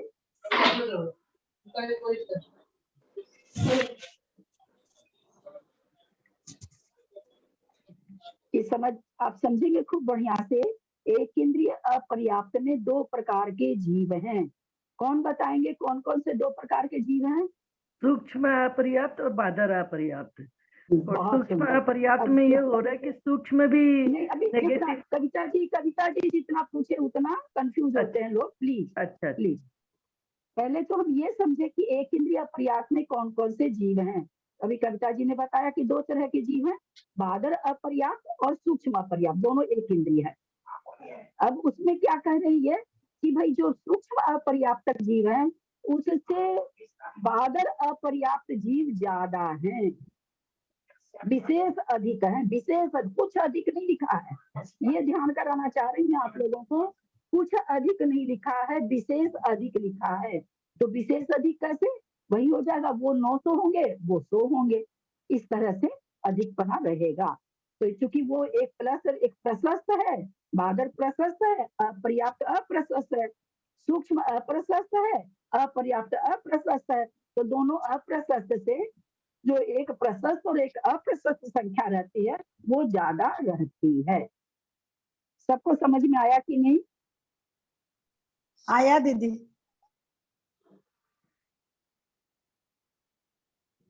ज्योति भाई साहब पकड़ में आया कि नहीं आपको? समझ में आया दीदी, समझ में आ गया दीदी। लेकिन चलिए आगे कुछ बढ़ते अधिक बोलने में और विशेष अधिक बोलने में क्या डिफरेंस आ जाता है? कुछ अधिक वही, बोलने से भी कुछ अधिक का इतना ही है कि आपके पास 99 रुपीज है, मेरे पास 100 रुपीज है। मैं कहूंगी कविता जी से मेरे पास कुछ अधिक है, आपके पास 100 है, मेरे पास 1000 है। मैं कहूंगी कविता जी से विशेष अधिक है। ठीक है। लेकिन दीदी आपने पहले चौथी लाइन 5वीं लाइन में तो विशेष का मतलब कुछ बताया था। नहीं हाँ। कुछ अधिक का ही बताया। हाँ, तो अपर्याप्त जीवों के प्रमाण से विशेष अधिक है, यानी अपर्याप्त जीवों के प्रमाण से कुछ अधिक है। कहाँ पर? 5वीं लाइन में, इसी पैराग्राफ की 5th लाइन, विशेष अधिक आया था ना। बादर एक इंद्रिय जीव। हाँ, बादर एक इंद्रिय जीव, बादर एक इंद्रिय, बादर एक इंद्रिय अपर्याप्त जीवों के जीव, बादर एक इंद्रिय अपर्याप्त। हाँ तो ठीक है ना, विशेष अधिक है ये तो। कुछ अधिक का मतलब थोड़ा सा होगा। यहाँ पर तो बादर एक इंद्रिय जीव में कौन सी लाइन आप बोल रहे हैं? मैं तो पहली लाइन बोल रही हूँ, आप और कोई पूछ रहे हैं क्या? नहीं, मैं ये 5वीं पूछ रही हूँ। 5वीं लाइन तो यही है, बादर एकेंद्रीय अपर्याप्त जीवों के प्रमाण से विशेष अधिक है। हाँ हाँ हाँ, विशेष अधिक का मतलब ज्यादा अधिक होगा, और जहाँ पर थोड़ा सा केवल प्लस वाला रहेगा तो वहाँ रहेगा कुछ अधिक है। यहाँ पर सारी चीज विशेष अधिक में आ रही है। अच्छा, तो इसका मतलब ज्यादा अधिक आएगा क्या? हाँ, आगे और खुलासा आ जाएगा, देखिए ना आगे बिल्कुल इसमें बहुत अच्छी तरह से आएगा।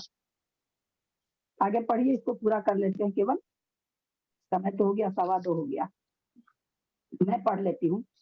बादर एक इंद्रिय अपर्याप्तकों का, बादर एक इंद्रिय अपर्याप्तक यानी बादर प्लस और अपर्याप्त माइनस, ठीक है, का जितना प्रमाण है तत् मात्र विशेष अधिक है।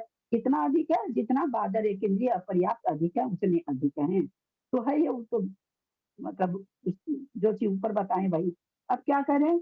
सूक्ष्म एक इंद्रिय पर्याप्तक जीव एक इंद्रिय अपर्याप्तक जीवों के परिमाण से संख्यात गुणे हैं। कितने?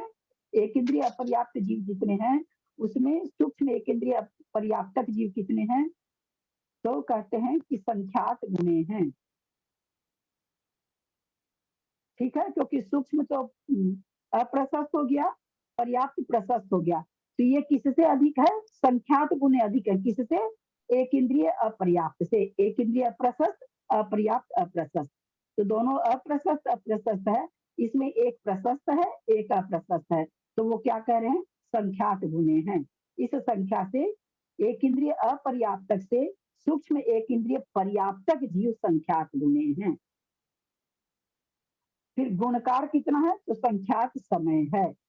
एक इंद्रिय अपर्याप्त जीव सूक्ष्म एक इंद्रिय पर्याप्तकों के सूक्ष्म अपर्याप्तक जीव सूक्ष्म एक इंद्रिय पर्याप्तकों के प्रमाण से विशेष अधिक हैं। सूक्ष्म अपर्याप्त जीव में दोनों प्रकार के जीव हैं, है ना, पर्याप्तक भी है, सॉरी नहीं केवल एक का ही बात चल रहा, सॉरी। एक इंद्रिय पर्याप्तक जीव सूक्ष्म एक इंद्रिय पर्याप्तकों के प्रमाण से विशेष अधिक हैं। दीदी एकेंद्रीय बोलेंगे तो आप दोनों आ जाएंगे, सूक्ष्म और बादर, और फिर सूक्ष्म को बोलेंगे तो सूक्ष्म और बादर वैसे अलग अलग हो जाएंगे। हाँ, यही वही बात चीज है। हुई। यहाँ पर ऊपर भी वैसे ही आया था, तो यहाँ पर तो कहा है कि भाई सूक्ष्म एक इंद्रिय पर्याप्त जीव कितने हैं? तो कहते हैं सूक्ष्म एक इंद्रिय पर्याप्तक से के प्रमाण से विशेष अधिक है, वो उससे अधिक है क्योंकि उसमें दोनों मिले हुए हैं। तो इसका मतलब ये हो जाएगा ना दीदी, पर्याप्त इसका मतलब ये हो जाएगा कि सूक्ष्म एक केंद्रीय अपर्याप्तक जो है वो बहुत ज्यादा है। सूक्ष्म एक केंद्रीय पर्याप्तकों से सूक्ष्म एक केंद्रीय अपर्याप्तक बहुत ज्यादा है, इसके लिए एक केंद्रीय अपर्याप्तक वो ज्यादा नहीं हो सकते। विशेष अधिक का मतलब उससे ज्यादा है। इतना ही पर्याप्तकों के प्रमाण से सूक्ष्म एक इंद्रिय पर्याप्तकों के प्रमाण से विशेष अधिक है। दोनों का मिला हुआ है ना, दोनों का मिले हुए का प्रमाण अधिक है। जब अलग करेंगे तो उनकी संख्या कम होगी। बादर एक इंद्रिय पर्याप्तकों का, इसको फिर से ले लेंगे, केवल इतना तक पढ़ के छोड़ते हैं आज, समय बहुत हो गया, 2:30 बजने वाला है। बादर एक इंद्रिय पर्याप्तकों का जितना प्रमाण है उतने विशेष अधिक हैं। कितना विशेष अधिक है? तो इतने। ये तुलनात्मक विश्लेषण चल रहा है बादर और सूक्ष्म का। सूक्ष्म एक इंद्रिय जीव एक इंद्रिय पर्याप्तक जीवों के प्रमाण से विशेष अधिक है। सूक्ष्म एक इंद्रिय जीव एक इंद्रिय पर्याप्तक जीवों के प्रमाण से विशेष अधिक हैं। बादर एक इंद्रिय पर्याप्तकों के प्रमाण से रहित है। बादर एक इंद्रिय पर्याप्तकों के प्रमाण से रहित सूक्ष्म एक इंद्रिय अपर्याप्तक का जितना प्रमाण है तन मात्र विशेष अधिक है। पूरे जीवों की संख्या बता रहे हैं, फिर उसमें से पर्याप्तक को घटा के अपर्याप्तक का बता रहे हैं। जहाँ अपर्याप्तक ज्यादा है वहां पर पहले अपर्याप्त को घटा करके फिर पर्याप्तक का बता रहे हैं। ऐसा यहाँ पर ये कर रहे हैं। कल अपने लोग इसको फिर एक एक शब्द से पढ़ेंगे। एक इंद्रिय जीव सूक्ष्म एक इंद्रियों के प्रमाण से विशेष अधिक हैं। एक इंद्रिय जीव सूक्ष्म एक इंद्रियों के प्रमाण से विशेष अधिक हैं। इसमें दोनों तरह के जीव मिले हैं, बादर और सूक्ष्म। बादर एक इंद्रियों का जितना प्रमाण है उतने प्रमाण विशेष हैं। भाई जैसे एक इंद्रिय जीव एक हॉल में बैठे हुए बहुत सारे लोग, है ना, लोग उसमें कहते हैं भाई आज तो मीटिंग में सांवले लोग बहुत बैठे हुए हैं, तो भाई कितने अधिक कितने हैं ज्यादा? तो कह रहे भाई बादर एक इंद्रियों का जितना प्रमाण है उतने विशेष अधिक हैं। तो कितने हैं? जितने उसमें गोरे रंग के लोग बैठे हैं उतने आज अधिक है, सांवले लोग में उतने लोग मिला के उतने अधिक है। इस तरह से तुलनात्मक विश्लेषण है। कल इसको और अपने लोग फिर से लेंगे, क्योंकि आज तो बहुत ज्यादा समय हो गया, 2:30 बज गया है। कल पुनः इसको लेंगे। शाम को क्लास होगी ना दीदी? हाँ शाम, अच्छा शाम को वो मंजू जी कह रही है कि इस समय तो आती नहीं लगता, 7:30 से कह रही हैं। देखिए आप दीदी, एक बात और पूछना था।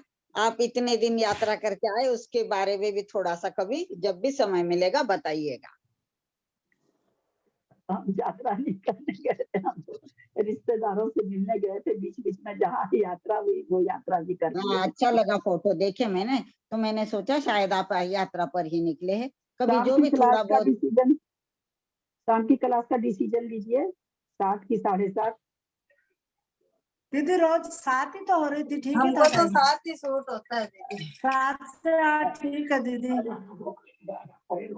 वो असल में जयपुर में दिन देखो तो अरे सबसे ज्यादा मेरे ही प्रॉब्लम है जयपुर में। और जल्दी खाने की आदत डालो। सूर्यास्त तो के मेरे बाद खाने, खाना।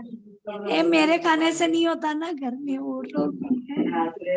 तो ठीक है ना? तो 7:30 और अभी थोड़े दिन तो चलने दो, अप्रैल तो, लेकिन फिर तो यहाँ तो 7:30 सूर्यास्त होता है। 7:30 क्या पौने है? 8 तो 7 नहीं से होता 8 ही कभी ठीक है देखता दीदी, नहीं। लेकिन फिर 8 बजे से 7 बजे मंदिर से वगैरह भी जा सकते हैं। 7 बजे से क्लास रहेगी आज। चलिए, दक्षमात्रा पदवाकीहीनं मया प्रमादादिकिंचनोक्तं तन्मे विदधातु देवी सरस्वती के बोधलब्धि बोधि समाधि परिणाम शुद्धि स्वात्मोपलब्धि शिव सौख्य सिद्धि चिंतामणि चिंतित सुदानि संबंध मानस ममासु देवी जवानी के ज्ञान ते तुझे लोकालोक सुवानी मस्तक चढ़ो सदा दे तुम लोग। हे जिनवानी भारती तो ही पुंजिन रहन, जो तेरा शरणा गए सो पावे सुख चैन। देव भजु अरहंत को गुरु ते हो निर्ग्रंथ, दया धर्म पालु सदा यही मोक्ष का पंथ। दासम जिनवानी माता की जय। 9 बार नमोकार।